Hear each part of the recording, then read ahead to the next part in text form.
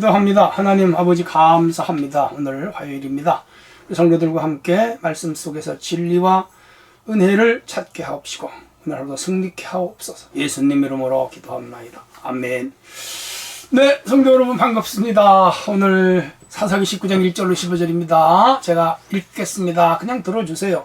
이스라엘 왕이 없을 때에 에브라임 산지 구석에 거류하는 어떤 레위 사람이 유다 베들레헴에서 첩을 맞이하였더니 그 첩이 행음하고 남편을 떠나 유다 베들레헴 그의 아버지 집에 돌아가서 거기서 넉 달 동안을 지내매 그의 남편이 그 여자에게 다정하게 말하고 그를 데려오고자 하여 하인 한 사람과 나귀 두 마리를 데리고 그에게로 가매 여자가 그를 인도하여 아버지의 집에 들어가니 그 여자가 아버지가 그를 보고 기뻐하니라.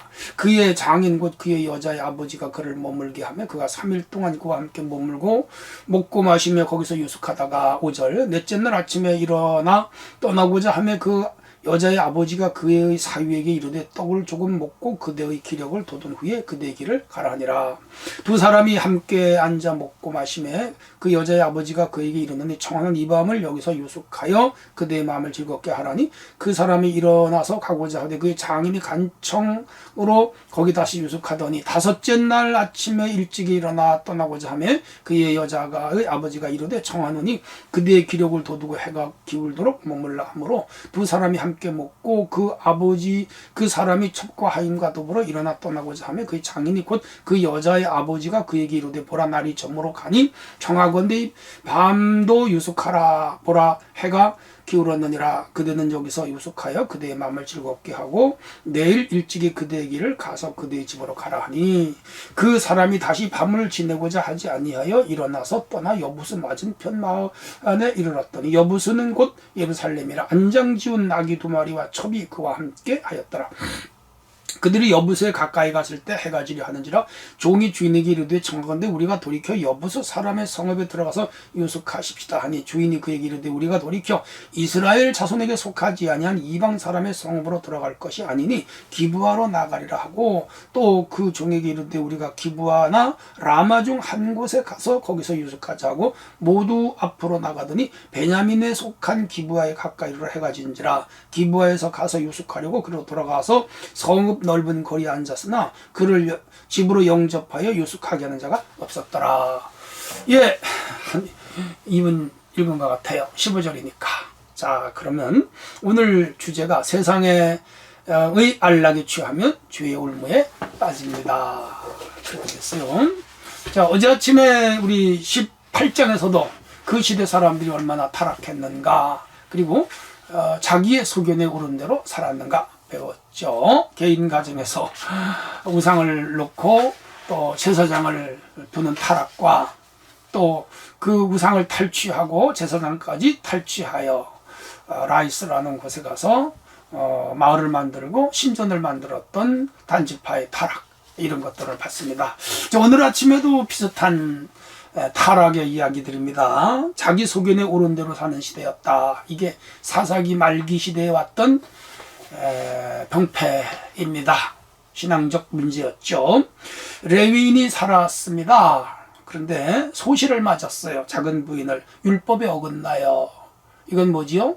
타락한 거죠. 제사장이 작은 부인을 얻었다는 얘기예요. 그런데 아내도 아마 맞장구를 쳤는지 맞불을 질렀는지 아내도 또 음행을 했어요. 부부가 다 성적으로 타락한 시대였습니다. 아마 이 제사장 가정이 이 정도니까 그 사회가 얼마나 타락했을까 짐작이 갑니다. 그리고 이 성적 음행은 율법에 의하면 돌로 쳐 죽여야 돼요. 예수님 때에도 돌멩이 들고 바리새인들이 왔었잖아요. 그건 철저한 율법이었어요. 근데 이제 율법을 배우지 못하다 보니까 이런 죄에 대하여 묻는 자도 없고 당하는 자도 없었죠. 자, 무슨 아마 다퉜던 것 같아요. 해서 아내가 친정집으로 도피를 했습니다. 여러 달 돌아오지 않으니까 이 남편이 하인과 나귀를 타고 저 아내를 맞으러 갑니다.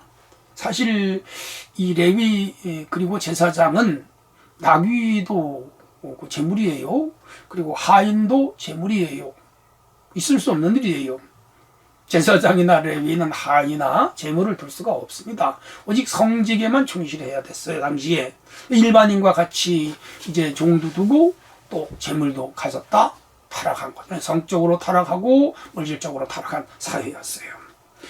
그래서 어쨌든 간에 이 사람이 이제 베들레헴이 처갓집인데 거길 갔더니 장인이 극진히 대접을 해요. 사위를. 왜? 자기 딸이 약점이 있으니까 이 사위를 아마 잘 맞이했던 것 같습니다. 하루 이틀 사흘 아주 오늘로 말하면 닭도 잡아서 대접을 하고 맛있는 음식을 만들어 대접을 한 것 같아요. 그리고 가려고 하면 또 있어라. 가려고 하면 또 있어라. 그래서 사흘이 지나고 나흘째 되는 날 이젠 가겠습니다. 그랬더니 얼마나 붙잡는지 그날 넷째 날 거기서 또 이 사람은 잤어요. 다섯째 날 아침이 됐습니다. 이제 가겠다고 하니까 자꾸 붙잡는 거예요. 장인이 또 자고 가라. 맛있는 거 많이 대접할 테니까 자고 가라. 그런데 그날은 거기에 머물지 않고 떠나요. 그런데 너무 늦게 떠났어요. 자, 여기서 중요한 게 조금 있는데 우리가 교훈이 있어요. 성도는 세상이 주는 안락에 취하면 안 돼요. 이 장인이 자꾸 맛있는 걸 대접하고 융숭하게 대접하고 극진히 대접하니까 자꾸 머무른 거라. 우리가 이 세상에서 너무 잘 먹고 잘 입고 안락하고 평안하고 또 쾌락 이런 것들을 너무 쫓아가면 안 됩니다. 일찍 갔어야죠. 자기네 집이 뭔데. 서둘러 써야죠. 근데 미적미적 우물쭈물 엉거주춤 뭐 그런 거 하다가 늦게 떠난 거죠. 자, 이제 그렇게 해서 다섯째 날 그들이 떠나긴 떠났는데 너무 늦게 떠났어요. 자기 고향으로 돌아가는데 그날 돌아갈 시간이 모자라요. 중간에 어디서 자야 돼요. 자, 이제 10절로 15절의 내용을 보면 이 지역이 또 문제가 됩니다. 나그네를 홀대했어요. 종교적 타락은요, 도덕적 타락으로 이어집니다. 계명의 중요한 핵심이 하나님을 사랑하고 또 하나는 내 이웃을 사랑하라. 레위기 19장이에요. 예수님도 마음을 다하고 뜻을 다하고 성품을 다해 하나님을 사랑하라. 첫째 계명, 둘째 이웃을 내 몸과 같이 사랑하라. 이것이 온 율법과 선지자의 강령이다. 그랬잖아요. 근데 여기 사람들이 지금 이웃 사랑을 안 해요. 이 사람은 너무 늦게 떠나는 바람에 그만 시간에 쫓겨요. 우리 인생도 그렇습니다. 어떤 일을 할 때는 서둘러야 돼요.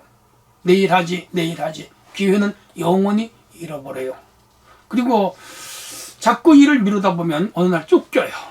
그리고 결국은 심각한 문제에 봉착하기도 합니다. 자, 하인을 데리고 가는데 여부스 지역으로 지나가 거기서 자자라고 이 주인이 말하자, 하인이 말하자 주인은 이방인의 땅에 들어가면 되겠네.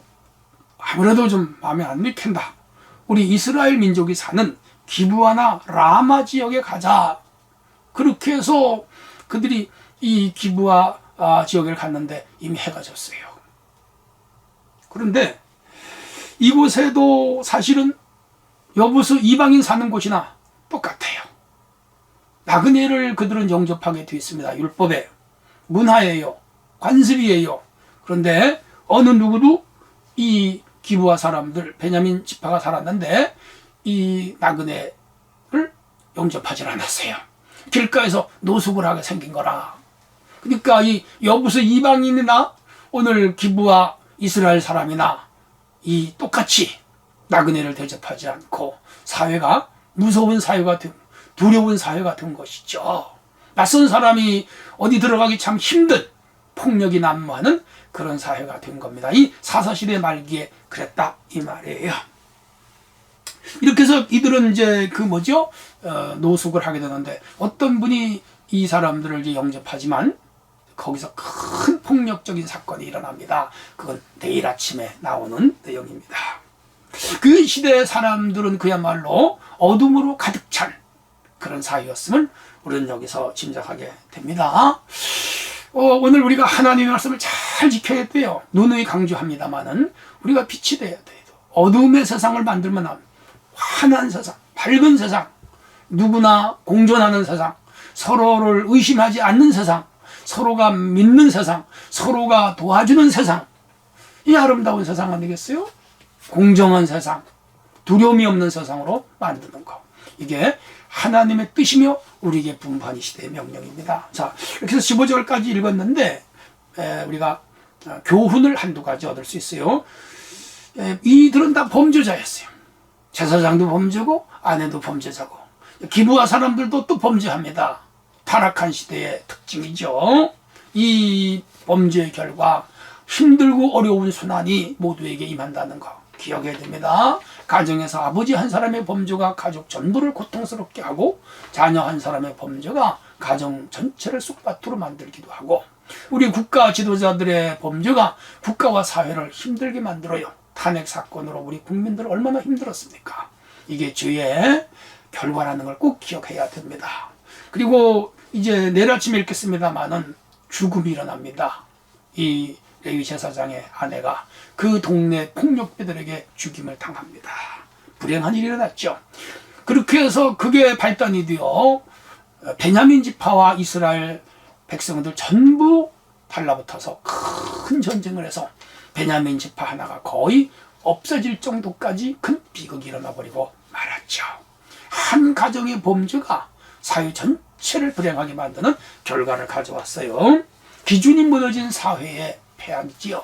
우리 기억해야 됩니다. 우리의 기준이 뭐냐? 믿는 자들의 기준은 하나님 말씀입니다. 말씀을 잘 지킬 때 내가 행복하고 가정이 행복하고 교회가 행복하고 우리 사회가 행복해지는 것이죠.